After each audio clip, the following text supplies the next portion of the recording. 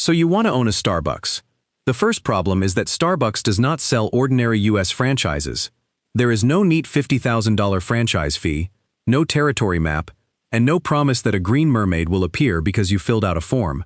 In the United States, Starbucks keeps most traditional cafes company-operated and licenses selected locations inside airports, hotels, hospitals, universities, casinos, grocery stores, and other places that already control valuable foot traffic. Before you buy an espresso machine, you need something harder to acquire than coffee: a captive audience. What are you really buying? A coffee shop? A real estate system? A loyalty program? Or permission to charge $6 for a drink built from roughly 20 cents of espresso? And why does Starbucks sometimes prefer to let another company operate the store while it keeps the logo, the menu, the beans, and a slice of the revenue? The answer starts with the entry cost. A serious licensed Starbucks location can require roughly $500,000 to more than $2 million once construction, plumbing, electrical work, equipment, signage, furniture, initial inventory, professional fees, and landlord requirements are included. An airport unit can cost more because every contractor, delivery, and security clearance is expensive. The timeline is usually 9 to 18 months, and the approvals do not come from one friendly franchise salesman. Starbucks must approve the operator and site, the local building department must approve the plans, the fire marshal must approve occupancy, and the city or county health department must issue the food service permit. Add a lease deposit, 6 to 12 months of working capital, and payroll for training before opening day.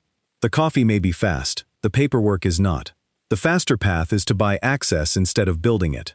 In May 2018, Nestlé paid Starbucks $7.115 billion in cash for perpetual rights to market Starbucks packaged coffee and tea outside Starbucks cafes. Nestlé did not buy the stores. It bought the global supermarket aisle, the capsules, and the right to put Starbucks branding on products distributed through a network Nestlé had spent more than 150 years building. About 500 Starbucks employees moved to Nestlé, and Starbucks received roughly $5 billion in after-tax proceeds. It was the licensed store model at planetary scale. Let someone else own the factories, trucks, retailers, and inventory risk. Then collect money from the brand. Geography changes the bargain. In the United States and China, Starbucks has historically relied heavily on company-operated stores because it wants control over pricing, labor, and customer data. In the Middle East, Al-Shaya Group has operated Starbucks under license since 1999 across multiple countries. In India, Starbucks entered through a 50-50 joint venture with Tata Global Beverages in 2012, combining Starbucks branding with Tata's local real estate, supply chain, and political familiarity. A store in Seattle may face annual rent above $150,000 and barista wages above $20 an hour. A store in a lower-cost Indian city may pay a fraction of that labor bill, but imported equipment, local tastes, and lower average ticket sizes eat the advantage. Cheap labor does not automatically produce expensive coffee economics. Here is the counterintuitive part. Starbucks does not need every store to be company-owned to dominate the customer relationship. At the end of fiscal 2024, Starbucks reported 40,199 stores worldwide, with roughly 52% company-operated and 48% licensed. Licensed stores generated less reported revenue per location because the operator records the customer's full sale, not Starbucks. Starbucks records the royalty, product sales, and other fees. That makes the licensed unit look smaller on the income statement, while often requiring far less Starbucks capital. Accounting can make the safer business look like the weaker one. Funny coincidence. The protection is structural. A licensed operator usually carries the lease, hires the workers, absorbs local wage increases, pays for much of the build-out, and handles day-to-day theft, scheduling, and maintenance. Property insurance may cover a fire. General liability may cover a customer injury. Business interruption insurance may cover some lost income after a covered event. None of it covers a bad location, a labor boycott, a viral video, or a customer deciding that $6.45 is too much for iced sugar. Starbucks protects itself by placing part of that risk on the licensee while retaining standards, supply rights, and the power to terminate the relationship. So why would anyone do this? Because the real business is not coffee. It is turning habit, real estate, and prepaid customer money into a repeatable stream of high-margin transactions. Coffee is the delivery system. The average beverage combines cheap agricultural inputs with rent, labor, convenience, customization, and status. The customer is not paying for beans. The customer is paying to avoid making a decision at 7:40 in the morning. Starbucks then adds mobile ordering, loyalty points, stored value cards, personalized offers, and a menu engineered to move buyers from brewed coffee toward cold drinks, syrups, foams, and food. The product is repetition. Here is how one $6 drink can work. The coffee, milk, syrup, and ice may cost about 80 cents. The cup, lid, sleeve, and straw may add 25 cents. Direct store labor allocated to that transaction may be about $1.40. Rent, utilities, cleaning, card fees, and local overhead may absorb another $1.25. That leaves roughly $2.30 before regional management, corporate technology, marketing, depreciation, and taxes. Sell 600 transactions a day at a $7 average ticket, and the store produces $4,200 in daily sales, or about $1.53 million a year. A 15% store-level contribution margin would equal roughly $230,000. The difference between a good store and a bad store is often not the coffee. It is whether 600 people pass the door or 350. Now scale it. In fiscal 2024, Starbucks reported about $36.2 billion in revenue from more than 40,000 stores. Company-operated stores produce the majority of sales, while licensed stores and channel development products added lower capital revenue. A 1 percentage point improvement in operating margin on $36.2 billion is worth about $362 million before tax. That is why management obsesses over seconds at the drive-thru, mobile order congestion, labor scheduling, and whether a cold drink takes 20 seconds longer to assemble. At Starbucks scale, one extra motion by a barista is not a motion. It is a line item. The second engine is money collected before the coffee exists. Customers load cash onto Starbucks cards and the mobile app, then redeem it later. The balance sits on Starbucks books as a liability, but until redemption, the company controls the cash. Suppose 10 million customers each leave an average of $25 unused. That is $250 million of interest-free funding. Some balances are never redeemed, allowing Starbucks to recognize breakage revenue under accounting rules once redemption becomes unlikely. Add loyalty data, and the company learns what a customer buys, when they buy it, which promotion changes behavior, and how much friction they will tolerate before leaving. A bank would call that a deposit relationship. Starbucks calls it Tuesday morning. The system becomes darker when growth targets collide with human beings.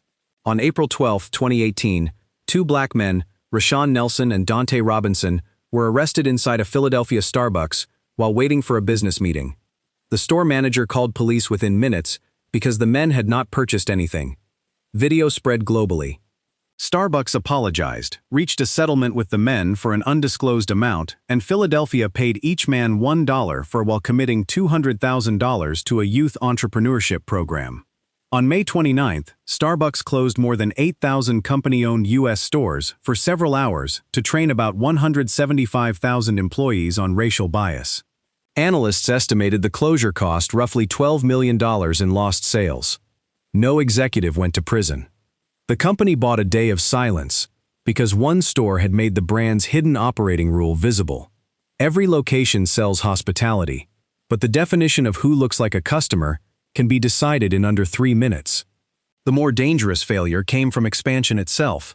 By 2007, Starbucks had grown so quickly that stores began cannibalizing one another. Automated machines reduced theater, and food smells competed with coffee. In February 2007, Chairman Howard Schultz warned in an internal memo that the brand had been commoditized. The memo leaked. On January 8, 2008, Schultz returned as chief executive. 7 weeks later, on February 26, Starbucks closed about 7,100 U.S. company-operated stores for 3.5 hours to retrain roughly 135,000 baristas on espresso. The stunt cost several $million in sales, but it could not retrain the housing market. On July 1, 2008, Starbucks announced that it would close approximately 600 underperforming U.S. stores. Most opened after 2006, and eliminate about 12,000 positions. The decision wiped out years of lease commitments and exposed what rapid growth had hidden. Some stores had never been good businesses. In January 2009, the company announced another 300 closures and about 6,700 additional job cuts. Fiscal 2008 net income fell to about $316 million from roughly $673 million a year earlier, a decline of more than 50%. Store closure and restructuring charges ran into hundreds of millions of dollars. The same company that had trained customers to find a Starbucks on every corner discovered that 2 corners on the same block can be 1 corner too many. The lessons were painfully simple. First, unit growth is not the same as economic growth. A new store can steal sales from an old one while adding a second lease and a second payroll. Second, brand control matters because small operational shortcuts become visible across thousands of stores. Third, liquidity buys time but not judgment. Starbucks survived because it could close stores, cut costs, and keep financing the ones that worked.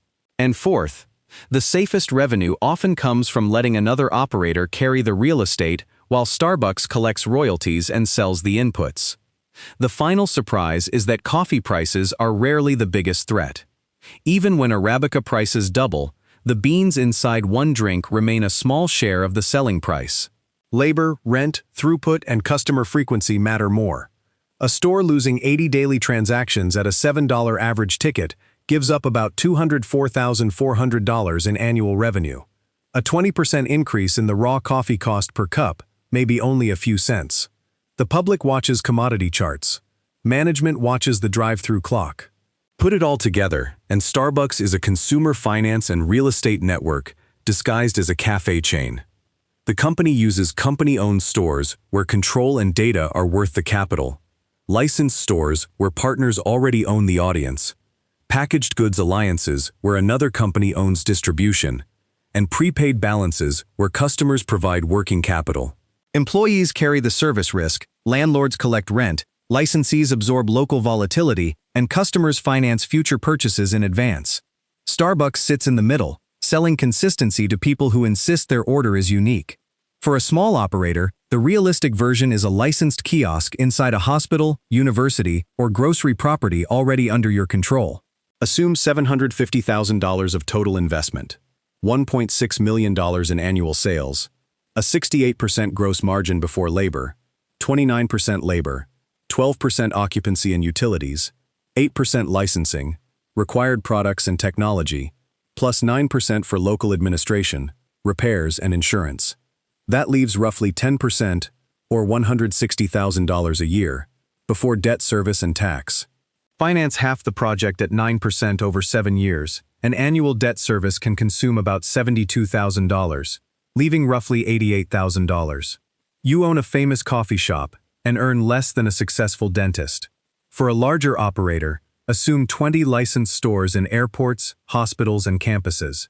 Total build-out and acquisition cost might reach $22 million. At $2.2 million in average annual sales per store, revenue would be $44 million. A 13% operating margin produces $5.72 million. After $1.8 million of central overhead, $1.2 million of interest and principal, and $700,000 for refurbishments and equipment replacement, pre-tax cash flow is about $2.02 million. That is real money, but it depends on renewing 20 leases, retaining hundreds of workers, passing inspections, and persuading travelers that a familiar logo is worth airport pricing. So yes, you can own a Starbucks. You just have to bring the real estate, the labor, the capital, and the risk, and Starbucks will bring the cup.